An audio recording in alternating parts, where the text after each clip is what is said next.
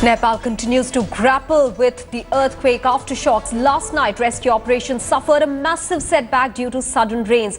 Fresh tremors were reported from Kathmandu at around 11:30 p.m. and officially the death toll now stands at nearly 3,200. More than 6,000 are injured. Following the aftershocks, Kathmandu's Tribhuvan airport was shut down for over 2 hours, and the air traffic control personnel were evacuated to avoid any untoward incident. A 6.7 magnitude aftershock was followed by another one of 5.3. Close to 50 aftershocks have hit Nepal since Saturday's devastating 7.9 magnitude earthquake. There is still no electricity, water and telecommunication in several parts of the country, but the bigger problem is that of a possible epidemic. Authorities are conducting mass cremations to dispose of the bodies.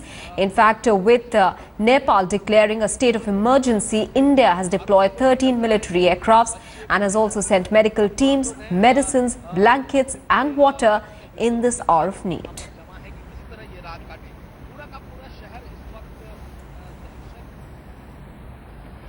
Well, a devastating earthquake in Nepal has destroyed or badly damaged many temples both in the Kathmandu Valley and elsewhere. These include one of Nepal's iconic temples, the Kashtmandap temple. Kashtmandap, which inspired the name Kathmandu, is an early 16th century wooden monument, and it now is an closed chapter for Kathmandu. दरबार चौक और हनुमान ढोका की गलियों और रास्तों से गुजरते हुए हम उस जगह पहुंचे हैं, उस काष्ठ मंडप के अवशेष तक जिसके नाम पे इस शहर का नाम पड़ा काठमांडू। वो काष्ठ मंडप एक ही विशाल वटवृक्ष पेड़ की लकड़ी से बना हुआ ये मंडप था, जिसकी अब सिर्फ यादें रह गई हैं, यानी पूरी तरह जमींदोज हो चुका है। सिर्फ वो लखौरी ईंटें बताती हैं कि मंदिर कितना पुराना था। और अब ये कि टीला, इसी तरह पुराने ज़माने में जब भूकंप आते थे और टीले जब इमारतें ढह जाती थी तो वो टीले डीह की तरह दिखाई पड़ते थे।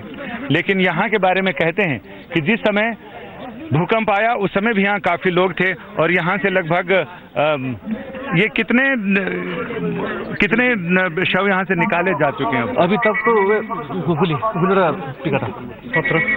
तो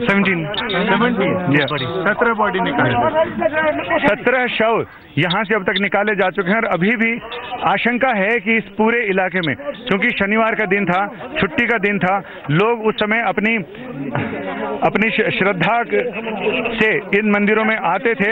और ये वो काष्ठ मंडप पे यहाँ ब्लड डोनेशन का कार्यक्रम था, लोग यहाँ रक्तदान करने आए थे, लेकिन अपना खून बहाया लोगों ने। और अचानक भूकंप आने से, और ये पीतल का दीप है जिसमें दिए जलते रहे होंगे उस समय, और ये मंदिर का घंटा और गणपति की प्रतिमा यहाँ पर इस मलबे से निकाली गई है। आपका नाम क्या है? संत कुमार श्रेष्ठ। तो संत जी, यहाँ पर कितने बॉडी अभी तक निकाल चुके हैं? 31 शव निकाले जा चुके हैं उधर, लेकिन 3 आदमी जीवित निकले हैं। अभी भी राहत और बचाव का कार्य चल रहा है और इसमें से उम्मीद है कि कुछ लोगों को और जिंदा बचाया जा सकता है।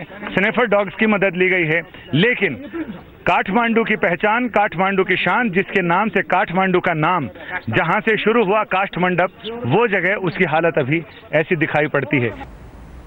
Well, a terrifying video, meanwhile, has emerged of an avalanche at Mount Everest base camp. The video was reportedly posted by a German climber. The video starts off normally with people at the camp calm and laughing around. The camera shows the sprawling city of tents from where mountaineers set off for the world's highest peak. But seconds later, there's panic as climbers realize a huge cloud of snow is cascading down on them. The panicked climbers take refuge in tents behind rocks just about anywhere they can manage. They can be heard panting heavily and even swearing. When the immediate danger appears to have passed, they are heard heading towards the kitchen tent to take shelter, only to realize the tent is no longer there. The video has been posted by 22-year-old German climber Josh Kobusch. Hello guys, this is Arjun from Makalu ABC. We are at 19,500 feet. I'm really glad to inform all of you guys that all the climbers who were up there are back down at ABC, safe and sound. Not even one of them is hurt. No casualties. There is a little bit of damage which is done to a couple of tents up there. The route might have changed a little bit. We don't know it yet as we haven't gone up yet. But I'm really glad to announce that everybody who was up there are all safe and back down at ABC. As of now, we're going to sit, stay put at ABC for the next couple of days, do our basic puja, and then try our way up towards the world's fifth highest mountain, Mount Makalu. Meanwhile, helicopters have been rescuing seriously injured climbers from Mount Everest since Saturday after the earthquake-triggered avalanche ripped through tents at the base camp. Survivors on Everest described a cloud of rock and ice that smashed into the base camp, and many climbers were still on the mountain when an aftershock triggered a new series of avalanches on Sunday. The Indian Army has taken the lead with 61 climbers evacuated till now. An army team was training for the climb when the avalanche hit. They're now turned into savings. My colleague Sanket Upadhyay will now take us through how the horror on Mount Everest unfolded. Well, let's just show you what really actually happened. This is, of course, Mount Everest summit at 29,029 feet. That's the height that most of these mountaineers actually aim or aspire to reach. There are 4 camps in all. Camp number 4, which is closest to the peak, is at 26,300 feet. Then we come to camp number 3, which is at 23,500 feet. Camp 2 and camp 1 are a little lower. In camp 2, which stands at 21,000 feet, it was hit by the avalanche after Sunday's tremor. Now, that hit, because it hit camp 2, it hit camp 1 as well. It was hit by the avalanche after Sunday's tremor at 19,500 feet. Now, most of the pictures that we are actually getting you on the channel, those are the pictures being posted by all those people who were at the Everest base camp. Now, the Everest base camp is somewhere below camp 1. It is, we'll just put that up for you in just a short moment from now. The ice fall that actually came from Khumbu, this actually caused severe damage to the area.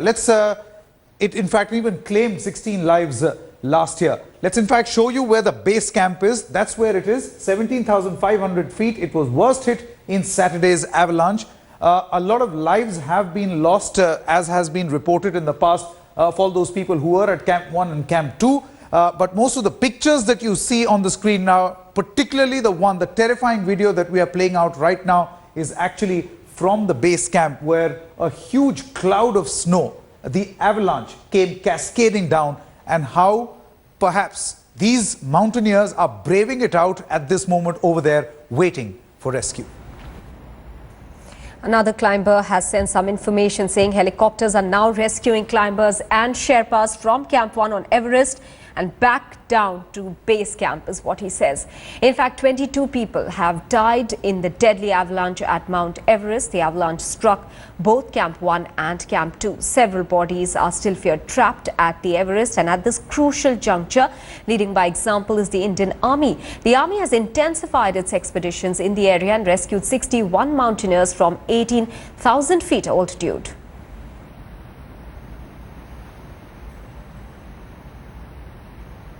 Regardless of their own personal safety, our expedition immediately launched a rescue attempt, and during the rescue attempt they were able to evacuate safely and alive 61 injured mountaineers.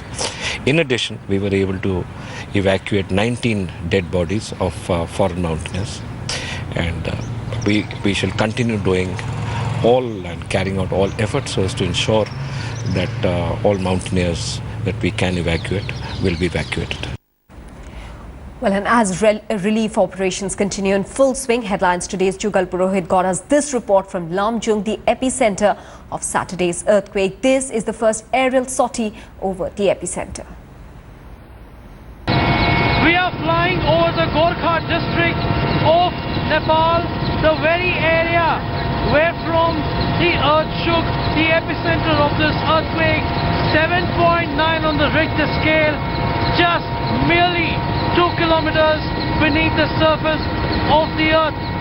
As we are flying above this area, let me tell you We are seeing extremely isolated villages surrounded by thick vegetation, of course the mountains, and what we are also witnessing here are villages completely devastated, destroyed, and in a sense rubbed off the map of Nepal. What's happening right now is that the Indian Army, the Indian Air Force, and of course the Nepalese authorities are making their first preliminary assessment of the damage at the epicenter. Till now we've only seen Kathmandu and other urban areas, but this is where the damage lies and this is where the maximum damage is there. This assessment which is being made with the aim that this will give the authorities the first, most detailed and wide analysis so that they can plan their further steps. In fact, Rahul Kanwal spoke with PRO of the Indian Air Force to get us an update of the relief and rescue operations. We are joined now by the Air Force PRO Wing Commander SS Birdi, the man who's responsible for organizing this rescue operation. Sir, lots of people over here very concerned about what's going on. Why don't you give our viewers a sense of what the Air Force is doing? What the Air Force is doing is primarily we are helping the Nepalese army and the Nepalese government in carrying out all the rescue and relief operations. So we have our own helicopters over here. And so how many helicopters do we have? We have 6 helicopters at the moment. And where do you intend to take these helicopters? The helicopters are operating from the airport and we are going to various places. So the Nepalese army people, they tell us that so and so places where some rescue or relief operation is required. So they are helping our pilots. They're going along with us in our aeroplanes and showing us the places, because our people are not familiar with the terrain. So what about all the thousands of people who are here at the Kathmandu airport waiting for a flight back to Delhi? Yeah, so Air Force, we are putting in the aircraft as and when we are getting the requirements from the Ministry of Defense, which is coming to us through from the MEA. So it is coming to us through. So how many sorties will the Air Force fly today? We are continuously flying based on the requirements being projected to us. Do you have a number for how many flights you'll have today? Because there are lots of people that are wondering when there are lots of people, but yes, we are doing whatever. This is a very dynamically changing situation, you know. So the MOD. How many people has the Air Force been able to evacuate? We have evacuated a fairly large number of people, though the exact figures I don't have at the moment, because we are still not, the communications are still not in place. And what's your priority for today, sir? The priority for today is basically we are the ministry, the embassy people, they are telling us they are the ones who are prioritizing. So whatever the embassy prioritizes, we take those people. For those who survived the deadly earthquake, it's an unending nightmare. It's a heart-wrenching story now of a father who could do nothing despite hearing pleas of help from his own daughter trapped under the debris. Her screams for help stopped eventually, and now he thinks that the daughter might be dead. Manoj Yaloiwal brings us face to face with the tragedy that is unfolding in Nepal. कल तक आवाज आ रही थी? हाँ, कल तक शाम तक आ रहा था, सुबह तक। अभी तो वो हो गया, और कैसे निकलेगा ये हमको मालूम नहीं। जिंदा तो नहीं होगा, मरा हुआ है तो अपना बेटा बच्चा तो चाहिए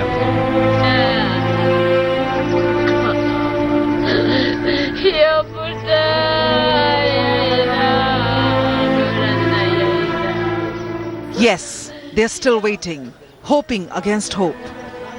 These parents last heard their daughter scream from the debris and continued to hope for her life until she got quiet suddenly.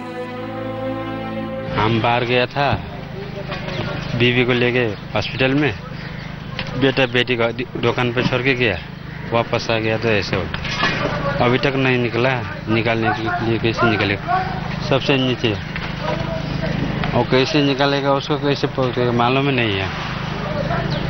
कल तक आवाज आ रही थी? हाँ, कल तक शाम तक आ रहा था, सुबह तक।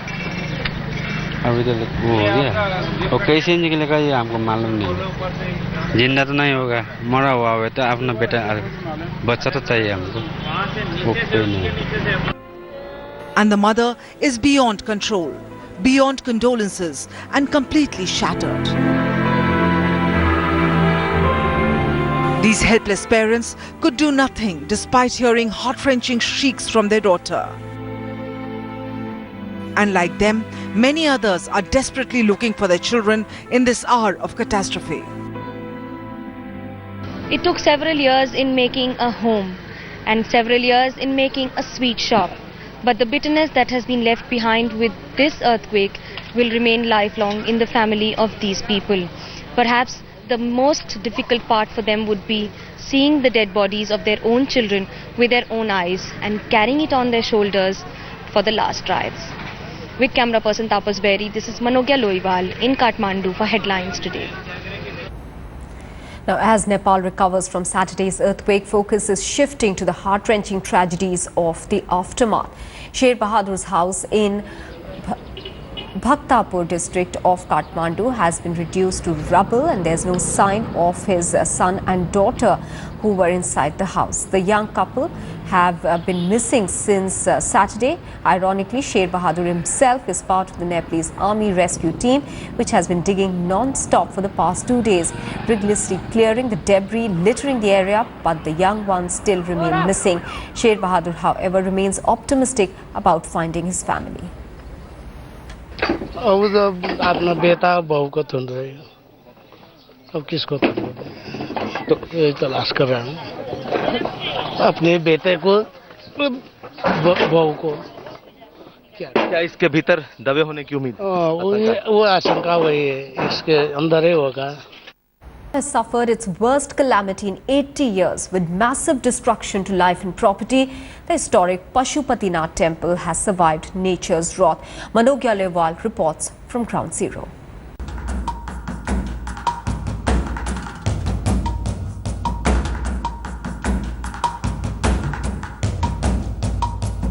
Destruction, death and damage.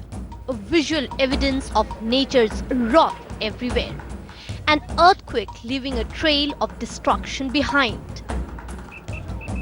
But this iconic Pashupatinath temple has survived nature's fury. With very little damage, the holy shrine has also become a shelter for many at this testing time. If you have ever had belief in the supernatural power, this is one of the stories to believe in. Perhaps the temple of Pashupatinath in Nepal, in Kathmandu, has not suffered a single damage as far as the main deity idol is concerned and as far as the temple is concerned. However, just 50 meters away from the temple, there has been a huge damage to the building, there has been a lot of damage to the premises, but besides that, there has been no damage to the main temple, that is the Garbhagriha of the temple, which is perhaps the most important area where the idol is kept. But talking to the people on what do they feel about it and how much faith do they have, because most of them have gathered here not to visit or worship the deity, but to sit and feel safe in this zone. क्या कारण है, आप क्या क्यों आए हैं यहाँ पर? हमें यहाँ पूरी सेफ्टी लगती है भगवान पशुपतिनाथ मंदिर में। मंदिर में आके नेचुरली हमें थोड़ा सा दिल को सुकून भी मिलता है। मंदिर के अंदर बहुत ही हमें अच्छा लगा और बाहर जितना भी डैमेज हुआ है पर मंदिर को कुछ भी नहीं हुआ। अंदर हम दोबारा अभी देख के आए हैं, बिल्कुल ठीक हैं, सभी दीवारें, सभी मूर्तियां, सब बिल्कुल ठीक है। खुद को भी सुरक्षित पाते हैं यहाँ? बिल्कुल सुरक्षित पाते हैं मंदिर में। Perhaps a system of belief and the feeling of feeling safe is most important when it comes to these aftershocks that have been revisiting the horror as far as Kathmandu and Nepal is concerned. There have been complete aftershocks for Nepal's last 24 hours and that has kept them tense. Most of them have been sitting here for several hours and have been waiting to return to their homes. Only the faith and the belief in the supernatural power has kept them going. With camera person Tapas Berry, this is Manogya Loiwal in Kathmandu for Headlines Today. In fact, Atir Khan is also in Kathmandu and he tells us that the ghats outside the Pashupatinath temple are seeing an extraordinary flux of people to cremate their near and dear ones, while the others are visiting temple to pray.